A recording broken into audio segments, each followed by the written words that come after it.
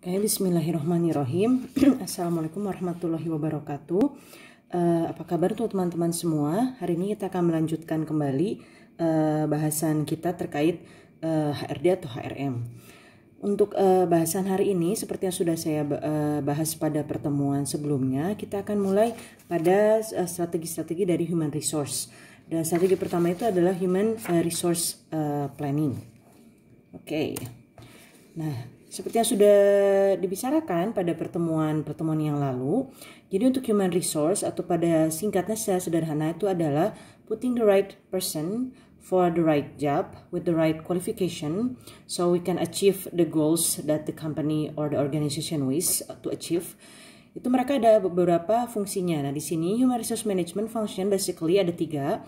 Yang pertama itu adalah process to put the right people doing the right jobs at the right time.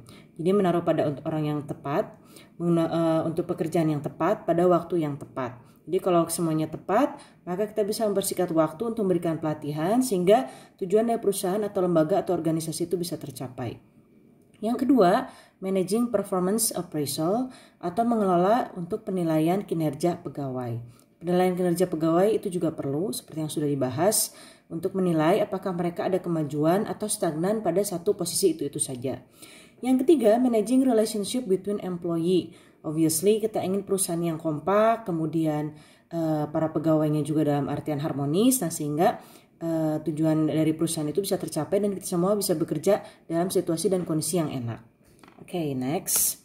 Nah, sehingga untuk hari ini kita akan bicarakan tentang human resource planning, yaitu bagian dari human resource strategy and function. Jadi seperti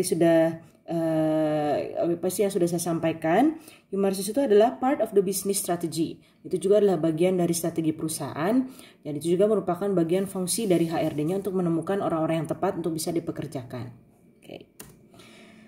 Nah, untuk beberapa strategi itu sebenarnya ada beberapa tahapannya. Yang pertama itu planning, kemudian job analysis, job design, recruitment, selection, training, performance appraisal, wage, salary, compensation, incentive, and then the last one is disciplines.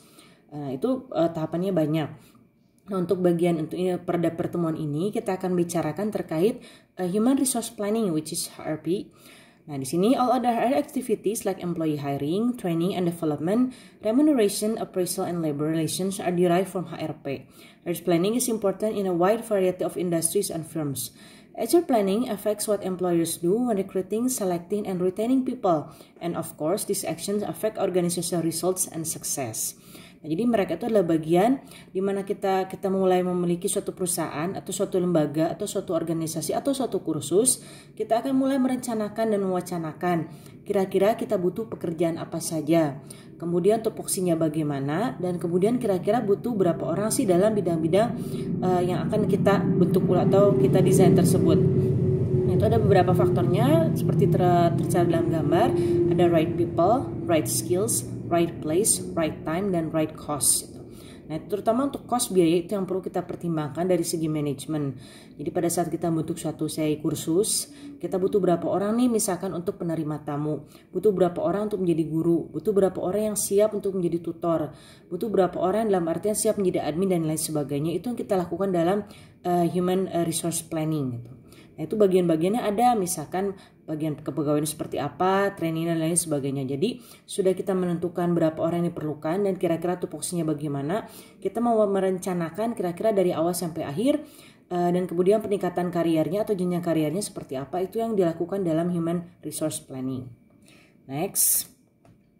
Sini, very briefly, human resource planning is the process of examining an organization or individual's future human resource needs. For instance, what types of skill will be needed for jobs of the future compared to future human resource capabilities, such as the type of skill employees who already have, and developing human resource policy and practice to address potential problems, for example, implementing training programs to avoid skill deficiencies. Jadi di sini untuk human resource planning, kita harus berpikir jauh ke depan. Kira-kira kita butuhnya yang seperti apa, orang yang seperti apa, dan kira-kira skill yang perlu dikembangkannya seperti apa. Jadi kita bisa merencanakan kalau misalkan katakanlah plan A ini dalam artian tidak berhasil, kira-kira plan B-nya seperti apa. Atau misalkan set skill seseorangnya ternyata hanya 3, kemudian di masa depan ternyata butuh 10. Jadi bagaimana caranya mengisi kekurangan 7 set kekurangan skill tersebut. Nah, itu yang kita lakukan dalam human resource planning. Katakanlah misalkan perubahan dari mesin tik ke komputer. Nah, berarti kan kita perlu memberikan pelatihan kepada orang tersebut. Kita berikan pelatihan. Kemudian misalkan dari mesin tik diganti menjadi misalkan komputer, misalkan itu dari komputer misalkan diganti menjadi yang lain dan sebagainya. Nah, jadi selain kita merencanakan berapa orang yang dibutuhkan, kemudian bagaimana tupoksinya, kita juga mesti membayangkan kira-kira di masa depan skillnya masih cukup atau apakah masih perlu dikembangkan lagi. Nah, itu yang dilakukan dalam human resource planning. Jadi bagaimana caranya agar pegawai yang kita punya itu bisa mendapatkan pelatihan agar bisa sesuai dengan apa yang dibutuhkan oleh perusahaan. Jadi jangan asal pecat ya gitu. Jadi if you wanna be a good leader itu jadi jangan asal pecat begitu saja. So that's another part of process of human resource planning. Oke, di sini HRP is a process of determining and assuming that the organization will have an adequate number of qualified person available at proper times, performing jobs which meet the needs of the enterprise and which provide satisfaction for the individuals involved. Jadi di sini untuk HRP itu adalah prosesnya di mana kita mendeterminasi dan berasumsi bahwa organisasi ini akan memiliki personel yang mencukupi, kemudian dia juga bisa sanggup bekerja kapan saja, dan kemudian kinerjanya juga akan baik sehingga ada kepuasan baik bagi yang employee maupun employer-nya gitu. Itu untuk HRP. Simply, HRP can be understood as the process of forecasting an organization future demands for and supply of the right type of people in the right number. In other words, HRP is the process of determining manpower needs and formulating plans to meet these needs. Gitu. Jadi tidak hanya kita merencanakan kira-kira berapa jumlah orangnya, bagaimana pekerjaannya, dan bagaimana kira-kira orang-orang ini yang kita hire di masa depan bisa kita fungsionalkan dengan baik. Itu maksudnya dari HRP. Jadi memang keahlian ini tidak mudah ya, karena kita harus membayangkan kira-kira seperti garis besarnya seperti apa, terutama dari segi risikonya. Jadi kita tahu persis kira-kira apa sih yang harus diperlukan. Oke, HRP itu adalah terkait dari terdiri dari 4 fase atau proses terdiri dari 4 fase. Ada 4. Yang pertama first phase, second, third, and then fourth. Untuk first itu adalah involve the gathering and analysis data. Data apa sih ini? Maksudnya itu adalah kira-kira di masa depan akan seperti apa. Nah, misalkan kayak corona, apakah orang-orang akan berasumsi bahwa kita akan corona sehingga work from home? Tidak. Nah, sehingga sekarang mulai diwacanakan bahwa ternyata orang-orang tidak harus mobile, tapi mereka juga bisa work from home. Nah, itu dari segi gathering and analysis data. Jadi untuk bagian ini benar-benar harus banyak melakukan studi dan kemudian dia bisa membayangkan ke depan kira-kira akan seperti apa sih nasib perusahaan ini. Gitu.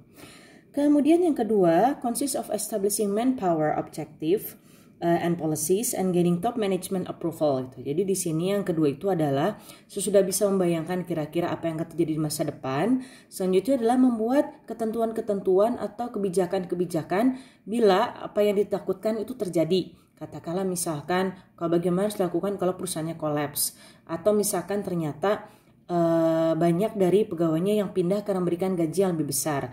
Atau misalkan ternyata siswa yang ingin bekerja atau misalkan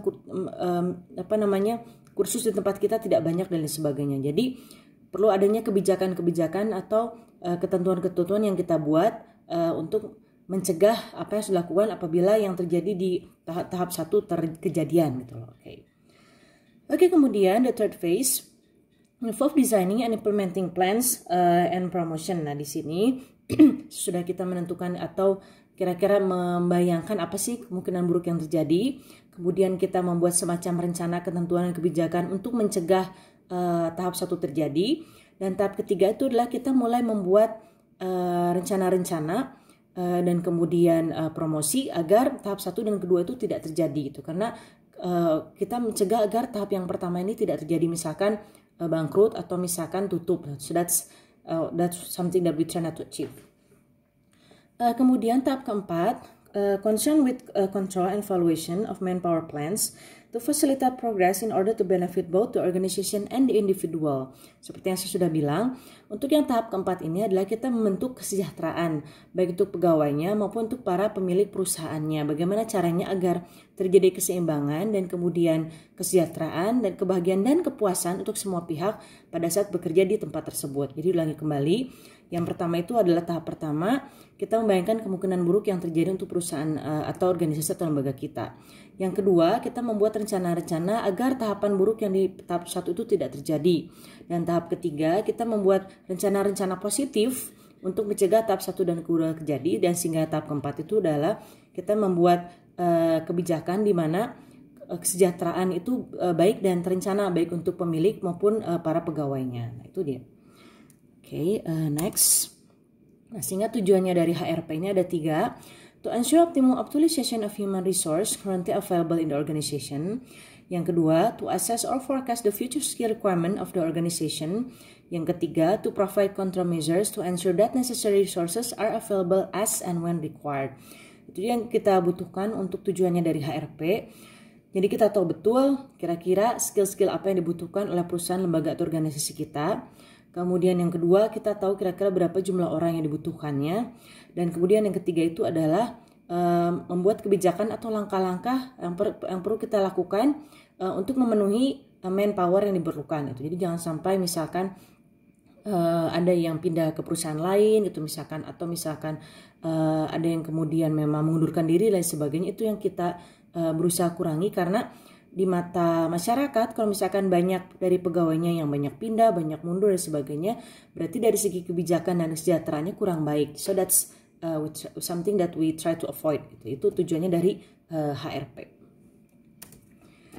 Oke, proses dari HRP di sini ada 7: environmental scanning, and then organizational objectives and policies, HR demand forecast, HR supply forecast, HR programming, HR plan implementation, and then the last one is control and evaluation. Untuk yang pertama itu adalah environmental scanning, itu dilihat kira-kira seperti apa sih kondisi lingkungannya berada. Katakanlah misalkan Anda punya, misalkan Anda membuat kursus. Ini kursusnya dekat banget di pinggir jalan. Nah, berarti kita harus pikirkan keamanan dari para siswa-siswa kita gitu. Apakah misalkan perlu ada satpamnya, ataukah perlu misalkan ada rambu jalan atau lain sebagainya. Kalau misalkan suatu perusahaan punya pabrik misalkan, kita harus pastikan apakah di situ misalkan lingkungannya aman, apakah ada tempat pengolahan limbahnya yang baik dan lain sebagainya. Atau misalkan kita punya dana yang cukup, misalkan kemudian kita beli rumah untuk membuat kursus kita, tapi rumahnya ternyata sudah sangat tua dan perlu banyak sekali perbaikan. Jadi akhirnya malah kita gali lubang tutup lubang untuk memperbaiki gedung tersebut, padahal kita belum sempat memikirkan pegawai, gaji dan lain sebagainya. So that's something that we should do, environmental scanning. Jadi kita lihat kondisi dari lingkungan tempat perusahaan, lembaga, organisasi kita berada. Jadi misalkan jangan sampai ini murah banget sih, tapi jauh banget di pinggir jalan nggak ada yang datang. So that's a big no gitu. Maksudnya untuk environmental scanning. Jadi kita lihat kondisi dari lembaga, organisasi, perusahaan kita berada. Selanjutnya yang kedua itu adalah organizational objective and policies.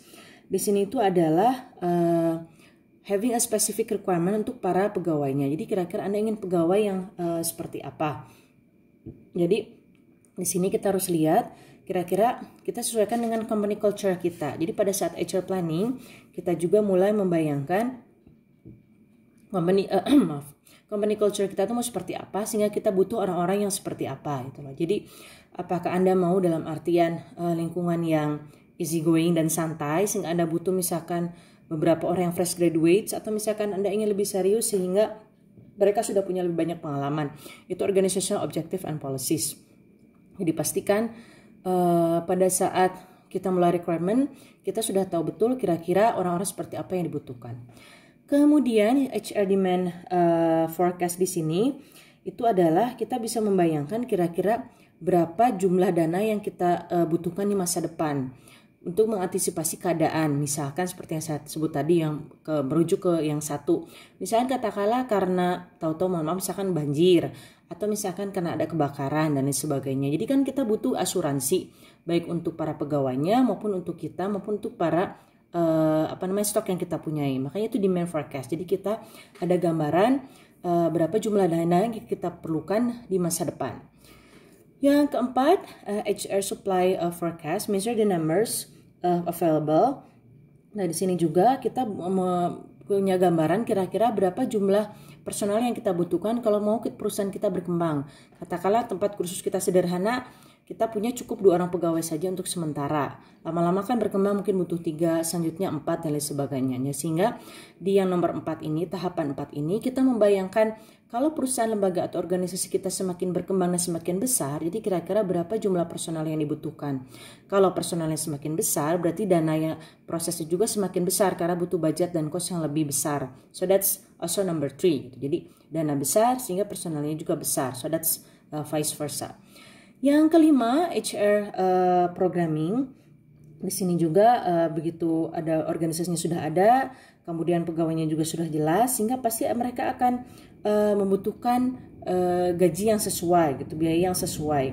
Dan kemudian katakanlah misalkan dari pos-pos atau misalkan dari section yang Anda punya untuk para pegawai itu ternyata misalnya ada yang mengundurkan diri, Anda tahu kira-kira berapa lama sih posisi itu akan kosong, sebulan, apakah 2 bulan, atau mungkin 2 minggu. Jadi pada saat mengisi kekosongan itu posisinya tidak lama, jadi Anda bisa ada gambaran menyesuaikan dengan biaya keuangan dan menyesuaikan dengan kira-kira kapan waktunya perekrutan. Keenam, HR plan implementation, program such as recruitment, selection and placement, training and development, retraining and redevelopment, retention plan, succession plan, etc. When clubbed together form the implementation part of the HR plan. Nah, ini yang kaitannya dengan kepuasan dan kesejahteraan pegawai. Jadi pegawai itu untuk kepuasan dan kesejahteraan itu tidak melulu dari gaji saja, tapi mereka juga misalkan ingin ada kepuasan diri. Kalau dari teori Maslow itu mereka ada kepuasan diri yang paling maksimal. So untuk nomor 6, jadi selain kita menentukan berapa dana yang kita punyai, kemudian berapa kira-kira personal yang kita miliki, bagaimana kondisi dan situasi perusahaan kita, lokasinya di mana, kita juga harus punya planning kira-kira pelatihan apa saja yang perlu diberikan kepada para pegawai kita agar mereka misalkan posisinya meningkat, kemudian kemampuan kerjanya meningkat, skillnya juga meningkat. Nah itu untuk yang keenam. Untuk kesejahteraan pegawai ini, kalau misalkan bagian 6 ini baik, mereka akan setia pada perusahaan kita. Itu yang perlu kita pegang untuk suatu perusahaan, itu adalah kesetiaan. Yang agak susah itu yang kesetiaan, karena kadang ada orang yang dalam artian Anda mungkin kena istilahnya kutu loncat, mudah sekali pindah bekerja.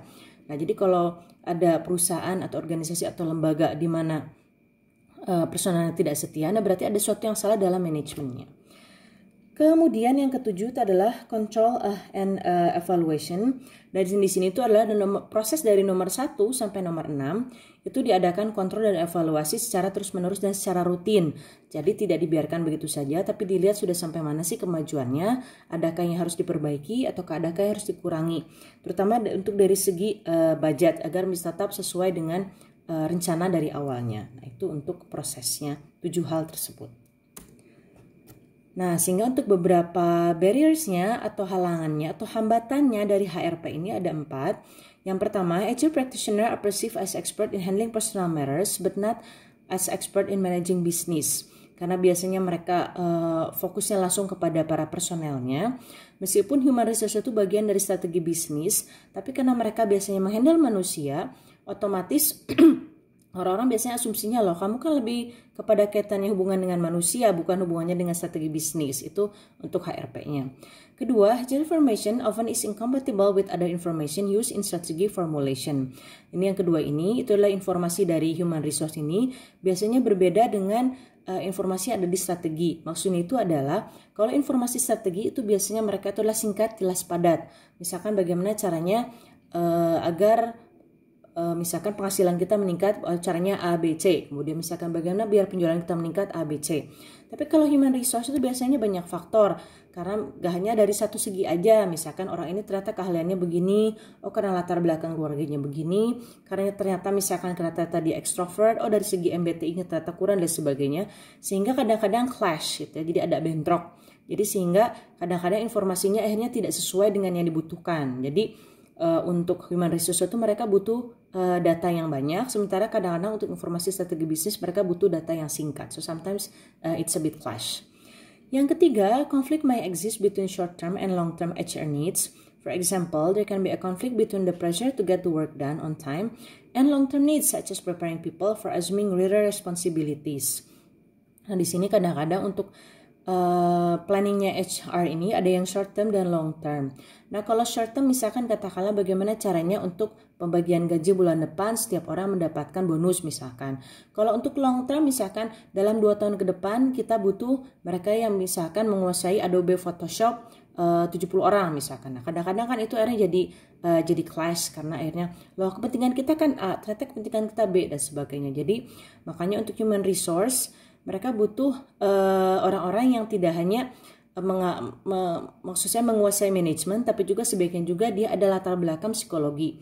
Makanya untuk human resource biasanya mereka bergabung sehingga mereka lebih paham bagaimana caranya berkomunikasi secara baik. Itu untuk yang ketiga. Yang keempat, there is conflict between quantitative and qualitative approaches to HRP. Some people view HRP as a number game designed to track the flow of people across department. Others take a qualitative approach and focus on individual employee concerns, such as promotion and career development. Best result can be achieved if there is a balance between the quantitative and qualitative approaches. Nah, di sini untuk HRP memang berbeda fokusnya. Jadi untuk fokus ini maksudnya adalah fokus dari pegawainya. Jadi kadang-kadang ada yang mikir, loh mereka kan cuma ngelihat berapa sih jumlah pegawai, tapi ada juga yang berpikir loh mereka kan fokusnya gimana caranya meningkatkan kinerja pegawai gitu. Jadi ini memang kadang-kadang class bagi mereka yang tidak terlalu tidak memahami apa sih fungsinya RP. So at the end of the day mereka itu intinya adalah mereka yang mengorganisasi manusia, kemudian mereka juga yang berusaha meningkatkan skills para personel manusia ini agar kemudian mereka bisa bermanfaat untuk perusahaannya. Jadi itu secara sederhananya ya gitu, secara sederhananya untuk HRP ini. Jadi memang untuk HRP secara singkatnya itu adalah kita itu sudah punya perusahaan, lembaga atau organisasi, kita itu kemudian merencanakan dan mewacanakan kira-kira berapa jumlah orang yang dibutuhkan, bagaimana skill apa saja yang diperlukan, berapa budget yang dibutuhkan, dan kemudian apa harus dilakukan kalau rencana-rencana kita yang ingin kita sampaikan dan aplikasikan pada perusahaan, organisasi atau lembaga kita tersebut tidak terlaksana. Itu HRP. Ini baru tahapan awal atau strategi dari human resource. Oke. Nah, sehingga untuk tahapan-tahapan yang lain, job analysis, job design, recruitment, selection, training, dan lain sebagainya akan kita bahas pada pertemuan yang lainnya. Terima kasih ya teman-teman. Jangan lupa makan dan jangan lupa istirahat. Assalamualaikum warahmatullahi wabarakatuh.